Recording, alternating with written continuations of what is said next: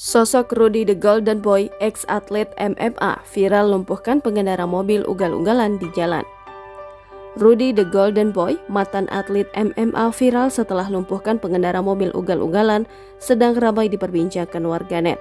Hal tersebut membuat sosok Rudy banjir pujian lantaran tindakannya berani menindak pengendara ugal-ugalan lantaran bisa mengancam nyawa orang lain.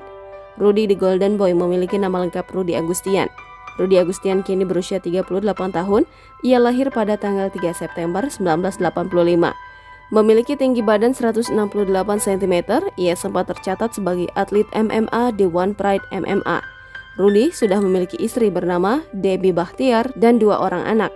Rudy Agustian kini diketahui mencalonkan diri sebagai calon legislatif dari Partai Solidaritas Indonesia atau PSI.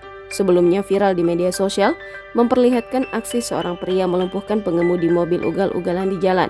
Sosok pria tersebut ternyata merupakan mantan atlet Mixed Martial Arts atau MMA bernama Rudy the Golden Boy. Dilansir dari Instagram pribadinya @RudyGoldenBoy pada Rabu 12 Juli 2023 memperlihatkan bagaimana Rudy sempat cekcok dengan pengemudi ugal-ugalan tersebut. Di awal video, pria berkaos putih tampak turun dari mobil berwarna merah langsung menghampiri sosok Rudy Golden.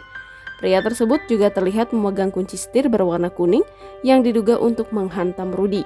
Melihat hal itu, Rudy lantas memasang posisi kuda-kuda pertanda siap bertarung.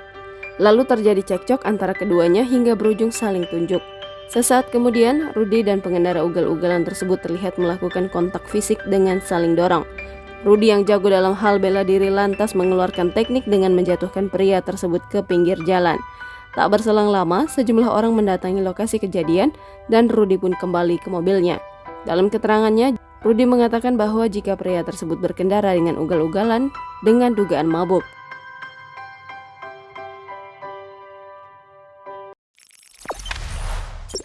Jangan lupa subscribe, share, komen, dan like ya!